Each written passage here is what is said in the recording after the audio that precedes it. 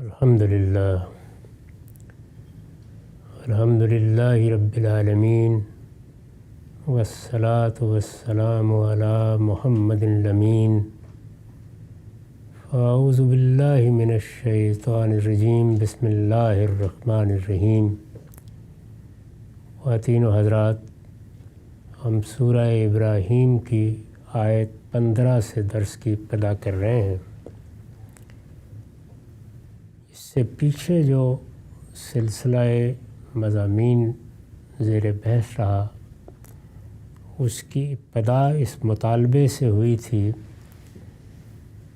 کہ ہمیں جو باتیں بتائی جا رہی ہیں یہ ہم اسی صورت میں سنیں گے جب کوئی نشانی دکھائی جائے. پیغمبروں نے اپنی حیثیت واضح کی تو اس کے جواب میں یہ کہا گیا کہ ہم تو اس بات کو ماننے کے لیے تیار نہیں ہیں. جو فیصلہ تم کہتے ہو کہ ہو جائے گا وہ فیصلہ لے آؤ. یہ سیدھے سیدھے عذاب کا چیلنج ہے. یعنی پیغمبر نے آ کے دلیل دی، خبردار کیا، متنبہ کیا، اللہ کا پیغام پہنچایا، لیکن مخاطبین اس کو سننے سمجھنے کے لیے تیار نہیں ہیں. اور نوبت وہاں تک پہنچ گئی کہ انہوں نے کہا کہ تم لوگوں نے اگر اپنی یہ دعوت بند نہ کی تو ہمارے نظام میں اس سے خلل کا اندیشہ ہے، ہم تمہیں نکال دیں گے، تم ان بستیوں میں رہ نہیں سکو گے. ہماری طرف سے اب آخری بات کہی جا رہی ہے اور وہ یہ ہے کہ تمہیں ہماری ملت میں واپس آنا ہوگا. یہ میں نے عرض کیا تھا کہ وہ مرحلہ ہے جس کے بعد اللہ تعالیٰ پھر فیصلہ سنا دیتے ہیں. تو یہاں بھی پیغمبروں کا حوالہ دیا گیا اور یہ بتایا گیا کہ جن بستیوں کی طرف بھی ہمارے پیغمبر آئے ان کو کم و بیش یکساں رد عمل کا سامنا کرنا پڑا. یعنی بہت کم ایسا ہوا کہ قوم کی طرف سے اچھا جواب ملا ہو. زیادہ تر یہی ہوا کہ اذیت دی گئی، نشانیوں کا مطالبہ کیا گیا، یہاں تک کہ آخر میں یہ کہہ دیا گیا کہ لَنُخْرِجَنَّكُم مِّنْ أَرْضِنَا وَلَتَعُودُنَّ فِي مِلَّتِنَا. یا تمہیں ہمارے دین پر واپس آنا ہوگا یا ان بستیوں سے نکل جانا ہوگا. تو یہ ہجرت کے لیے مجبور کر دینا یا مارنے کے لیے کھڑے ہو جانا وہ مرحلہ ہے جس کے بارے میں قرآن مجید یہ بتاتا ہے کہ اتمام حجت کے قانون کے تحت پھر ہم فیصلہ سنا دیتے ہیں. یعنی مہلت اتنی ہوتی ہے. اس سے یہ بتانا مقصود ہے کہ اللہ تعالیٰ اس وقت تک یہ فیصلہ نہیں کرتے، آخری فیصلہ، جب تک کہ قوم آگے سے جارحیت کا ارتکاب کرنے پر نہیں آ جاتی. سننے کا عمل جاری ہے، وہ بات کر رہے ہیں، بات سن رہے ہیں، گفتگو جاری ہے، یا کم سے کم امن کے ساتھ لوگوں تک پیغام پہنچانے کی مہلت موجود ہے، چلتا رہتا ہے معاملہ. لیکن اگر ایسا نہ ہو اور یہ نوبت آ جائے تو سب پیغمبروں کا ذکر کر کے یہ کہا ہے کہ جب نوبت یہاں تک آ گئی کہ انہوں نے کہہ دیا کہ ہم تمہیں اس زمین سے، اپنی اس بستی سے نکال دیں گے اور یا تمہیں واپس آنا ہوگا. اس کے بعد فرمایا کہ فَأَوْحَىٰ إِلَيْهِمْ رَبُّهُمْ لَنُهْلِكَنَّ الظَّالِمِينَ.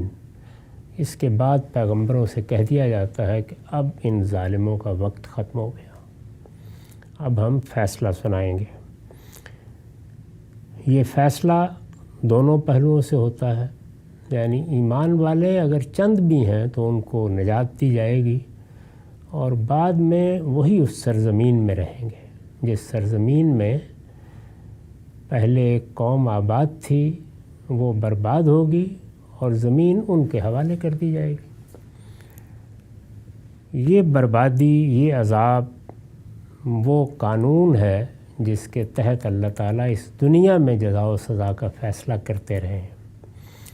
دنیا میں جزا و سزا قوموں سے متعلق ہے، اور اس کو بطور ایک ضابطے کے، ایک سنت الہی کے قرآن نے بیان کر دیا ہے کہ قیامت تک جتنی قومیں بھی پیدا ہوں گی وہ ایک ترتیب کے ساتھ دنیا کے اسٹیج پر نمودار ہوں گی، اور سب کا ایک ہی انجام ہونا ہے، ایک یہ کہ مہلکوہا اور معذبوہا، یعنی قیامت تک یہ سلسلہ رہے گا۔ اگر پیغمبر آ گیا ہے تو قوم پر اللہ کا عذاب آ جائے گا، اور اگر ایسا نہیں ہے تو پھر وہ فطرت کے قانون کے تحت ہلاکت کے سپرد ہو جائے گا۔ جب اس کی مہلت ختم ہو جائے گی تو جس طرح انسان دنیا سے رخصت ہو جاتا ہے، اسی طرح قومیں بھی رخصت ہو جاتی ہیں۔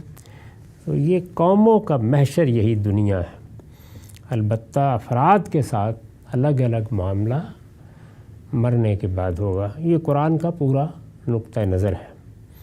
تو یہاں اب یہ فرمایا جا رہا ہے کہ پھر ہم نے پیغمبروں سے کہہ دیا کہ اب فیصلے کا وقت آ گیا، یعنی ان کو بہت مہلت دی ہم نے، اور یہ مہلت ختم نہ ہوتی۔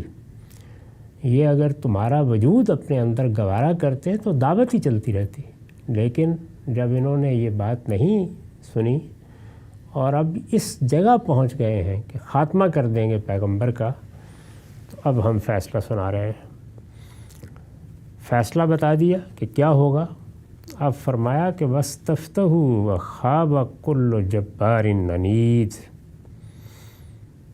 انہوں نے فیصلہ چاہا تھا، یعنی ہم نے نہیں چاہا تھا کہ ہم ان کا فیصلہ کریں، انہوں نے فیصلہ چاہا تھا۔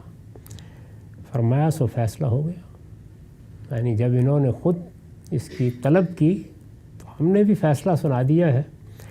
اور یہ فیصلہ کن کے خلاف سنایا ہے؟ وَخَابَ كُلُّ جَبَّارٍ عَنِيدٍ، اور ہر سرکش ضدی نامراد ہوگا، یعنی جو چیز اللہ تعالیٰ کے غضب کا آخری درجے میں ہدف بن جاتی ہے وہ کیا ہے؟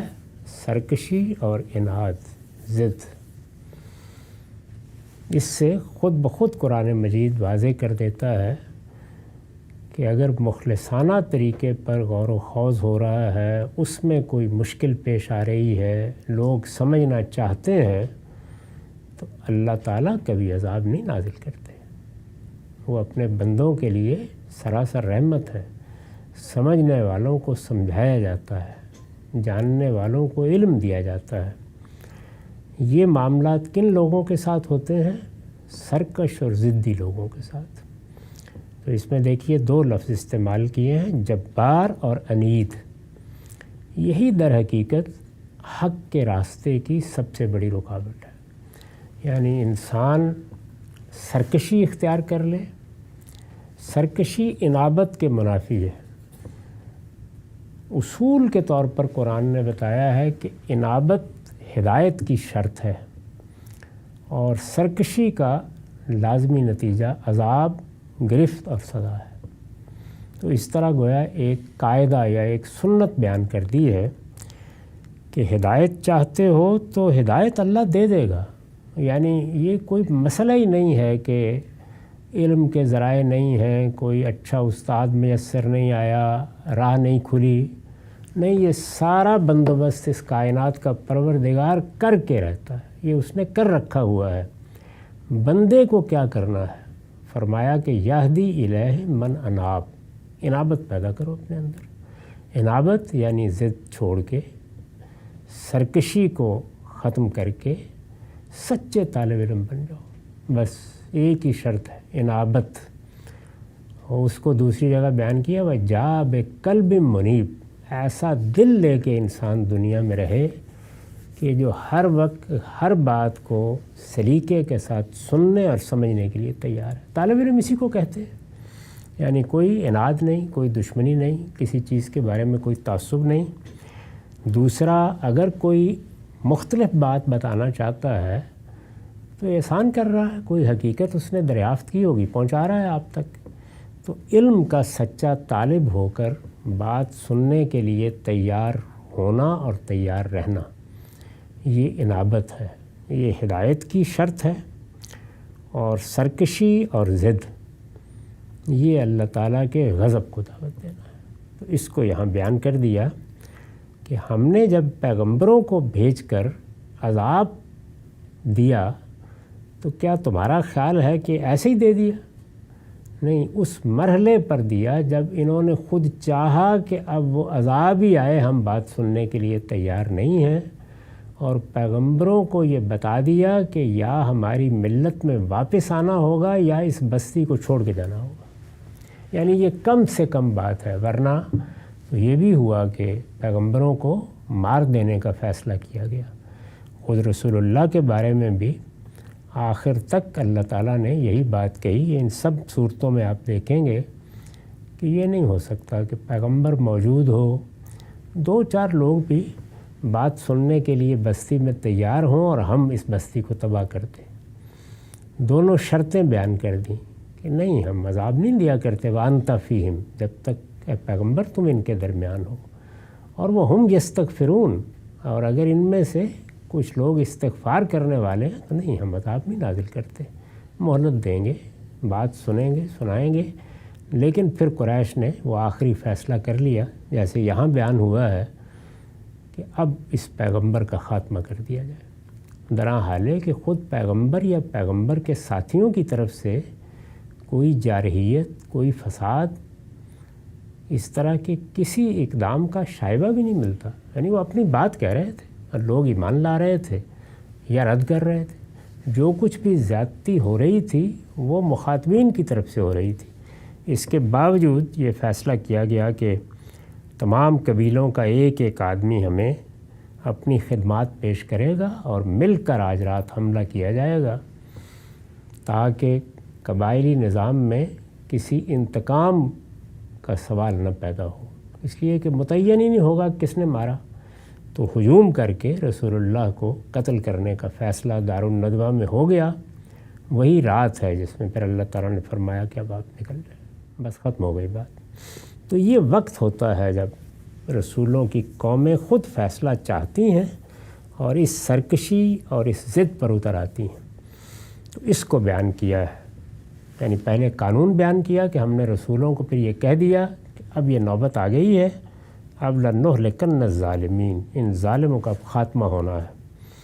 تو اب فرمایا کہ وَاسْتَفْتَحُوا وَخَابَ كُلُّ جَبَّارٍ عَنِيدٍ، انہوں نے فیصلہ چاہا تھا سو فیصلہ ہو گیا، اور ہر سرکش ضدی نامراد ہوا۔ یعنی نامرادی تو اس دنیا میں آ گئی، یہاں سے ان کی جڑ کاٹ دی گئی۔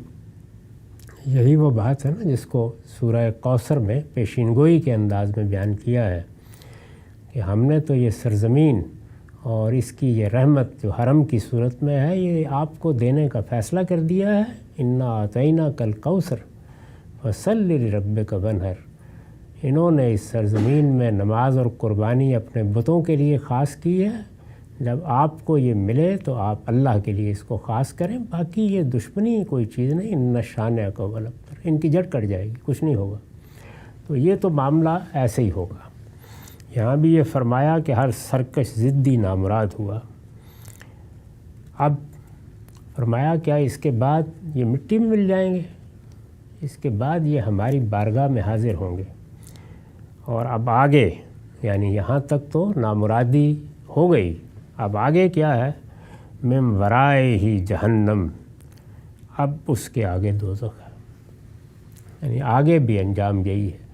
تو دوزخ کی شدید سزا یہ کن لوگوں کے لیے ہے؟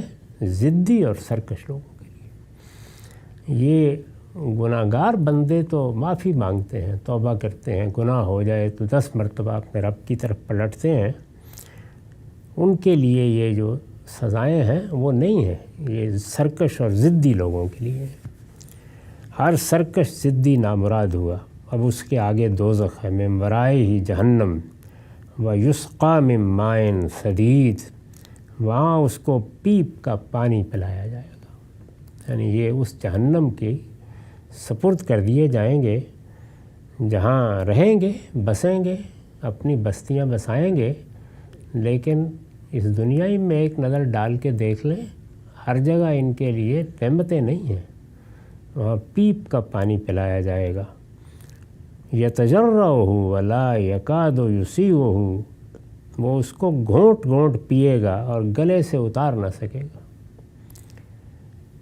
وَيَأْتِهِ الْمَوْتُ مِنْ كُلِّ مَكَانٍ وَمَا هُوَ بِمَيِّتٍ، موت ہر طرف سے اس پر پلی پڑ رہی ہوگی، یعنی موت کے جتنے اسباب ہیں سب حملہ آور ہو رہے ہوں گے۔ اٹھے گا تو کہیں گر رہا ہوگا، حادثے ہیں تو پیش آ رہے ہوں گے، دائیں بائیں نکلنے کی کوشش کرے گا تو مار پڑ رہی ہوگی، موت ہر طرف سے اس پر پلی پڑ رہی ہوگی، لیکن مرنے نہ پائے گا۔ یعنی یہ بھی نہیں کہ مر کے نجات پالے گا، مر کے بھی چین نہ ملے گا۔ وَمِن وَرَائِهِ عَذَابٌ غَلِيظٌ، اور آگے ایک اور سخت عذاب اس کا منتظر ہوگا، یعنی ایک جگہ سے فرار کر کے جہنم کے کسی دوسرے طبقے کی طرف جائے گا تو دیکھے گا کہ وہاں اس سے زیادہ شدید عذاب انتظار کر رہا ہے۔ تو یہ ضد اور عناد کی سزا ہے۔ تو فرمایا کہ اس کی طرف توجہ کرو، باقی تم نے فیصلہ چاہا تھا، ہم تو رحمت لے کر آئے تھے، سو فیصلہ ہو گیا۔ مثل الذین کفروا بربہم اعمالہم کارماد اشتدت بہ الریح فی یوم عاصف، جن لوگوں نے اپنے پروردگار سے کفر کیا ہے، یہ جس کی مثال پیچھے بیان ہوئی، یعنی ضدی، ظالم اور معاند بن گئے، اور پیغمبروں نے جس چیز سے روکنا چاہا وہ کیا چیز تھی؟ شرک۔ یعنی بحث کیا تھی؟ یہ تھی کہ تم اللہ کو مانتے ہو، اور قریش یا ان صورتوں کے مخاطبین سب مانتے ہو اللہ تعالیٰ ہی کے بندے بن کر رہو، یہ جو تم نے اپنی طرف سے دیوی دیوتا یہاں تک کہ جنات تک کو اپنا معبود بنا لیا ہے، یہ اللہ کے مقابلے میں سرکشی ہے، اور یہ پیغمبر اس پر تمہیں توجہ دلانے کے لیے مبعوث ہوئے ہیں، لیکن نہیں سنی اور اپنے کفر پر اصرار کیا۔ کفر کیا میں نے لکھا ہے یعنی جانتے بوجھتے اس کے شریک ٹھہرائے، ضد کی بنیاد پر فیصلہ کر کے بیٹھ گئے کہ نہیں ہم تو یہی کریں گے۔ شرک اپنی حقیقت کے لحاظ سے کفر ہی ہے، یعنی ویسے تو آدمی اللہ کا اعتراف کر رہا ہوتا ہے، لیکن اگر حقیقت کے لحاظ سے دیکھیں تو شرک اللہ کا انکار ہے۔ اللہ کو ماننے کا مطلب ہے اللہ کو تنہا ماننا، صرف اسی کو ماننا۔ شرک اپنی حقیقت کے لحاظ سے کفر ہی ہے، اس لیے کہ دین میں خدا کا صرف وہی ماننا تسلیم کیا جاتا ہے جو توحید پر پورے ایمان کے ساتھ ہو۔ چنانچہ آیت میں الذین کفروا سے مراد مشرکین قریشی ہیں جو سورہ کے مخاطب ہیں۔ تو اس میں انہی مشرکین کو جنہوں نے اب فیصلہ چاہا ان کو خطاب کر کے پہلے مثال دی ہے کہ سب پیغمبروں کے ماننے والوں نے یہی طریقہ اختیار کیا، تم بھی یہی کر رہے ہو۔ تو انہوں نے بھی جب فیصلہ چاہا تھا تو پھر فیصلہ آ گیا تھا، اور جب فیصلہ آتا ہے تو اس کا ایک نتیجہ دنیا میں نکلتا ہے اور ایک وہ ہے جو آگے نکلے گا۔ اب ان کے بارے میں کہا کہ مثل الذین کفروا بربہم، جن لوگوں نے اپنے پروردگار سے کفر کیا ہے ان کے اعمال کی مثال، اعمالہم کارماد اشتدت بہ الریح فی یوم عاصف، ان کے اعمال کی مثال اس راکھ کی سی ہے جس پر آندھی کے دن تند و تیز ہوا چل جائے۔ یہ اس سوال کا جواب دیا جو بہت لوگ کرتے ہیں، یعنی آدمی نیکی کے کام کرتا ہے، خیر کے کام کرتا ہے، اس لیے کہ نیکی اور خیر یہ انسان کی فطرت میں ہے، نیکی اور خیر کے کام کرتا ہے۔ قریش بھی کرتے تھے، اگر آپ ان کی تاریخ پڑھیں تو ان کے ہاں نیکی اور خیر کے کاموں کے شعبے بنے ہوئے تھے۔ خود حرم کی ذمہ داریاں جن لوگوں نے سنبھالی تھیں وہ بھی لوگوں کی خدمت کرتے تھے، اچھے لوگ بھی ان میں ہوتے تھے، اور بہت سے نیکی کے اعمال تھے جو ان کے ہاں اچھے سمجھے جاتے تھے، وہ کیے جاتے تھے۔ لیکن نیکی کے یہ سارے اعمال اللہ کے ہاں وزن رکھتے ہیں اگر کوئی ان کو ضد اور ہٹ درمی سے اکارت نہ کر بیٹھے۔ ضد اور ہٹ درمی اگر کسی حق کے مقابلے میں آ جائے تو پھر یہ اعمال بے معنی ہو جاتے ہیں، یعنی ان کا پھر کوئی اجر اللہ کے ہاں متوقع نہیں ہوتا۔ یہ اس سوال کا جواب دیا ہے۔ یہ کہا ہے کہ جن لوگوں نے اپنے پروردگار سے کفر کیا ہے ان کے اعمال کی مثال، یعنی اب ان کے اعمال اچھے نیکی کے اعمال تھے، کیا ہوگا؟ میں نے اس کی وضاحت کی ہے کہ اس سے ظاہر ہے کہ ان کے وہ اعمال مراد ہیں جو انہوں نے اپنی طرف سے نیکی کے اعمال سمجھ کر کیے ہوں گے، اپنے لحاظ سے انفاق کیا ہے، کسی غریب کی مدد کی ہے، نیکی کے کام کیے ہیں۔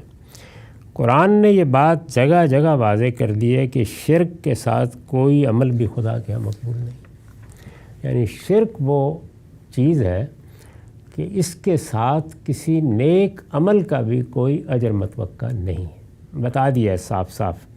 اور یہاں اس کو ایک تمثیل سے سمجھایا ہے کہ ان کے اعمال کی مثال اس راکھ کی سی ہے جس پر آندھی کے دن تند و تیز ہوا چل جائے، یعنی یہ اعمال راکھ کا ڈھیر ہے، اور شرک کے ساتھ اگر کفر پر اصرار کیا جائے اور پیغمبر کی طرف سے بات بھی واضح ہو جائے اور آدمی ضد کی بنیاد پر شرک کو اختیار کیے رکھے، تو یوں سمجھو کہ اعمال کا جو ڈھیر تھا وہ راکھ بنے گا اور راکھ کو ہوا اڑا لے جائے گی، اس کے سوا کچھ نہیں باقی رہے گا۔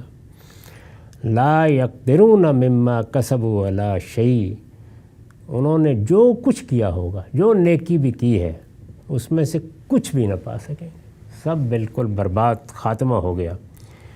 ذالک هو الضلال البعید، فرمایا سمجھو تو اس سے بڑی دور کی کیا گمراہی ہو سکتی، یعنی تم نے ایک غلط رویہ اختیار کیا، ضد اور ہٹ درمی کی وجہ سے اس پر اصرار کیا، پیغمبر کے حق کو آخری درجے میں واضح کر دینے کے باوجود جواب میں یہی کہتے رہے کہ تو ہمارے آبا کی سنت ہے، ہم اسی پر قائم رہیں گے، یہ دیکھ لیا تم نے، اس کے بعد نیکی بھی ختم ہو گئی، یہ تو آخری درجے کی چیز ہو سکتی تھی، اس کا بھی خاتمہ ہو گیا۔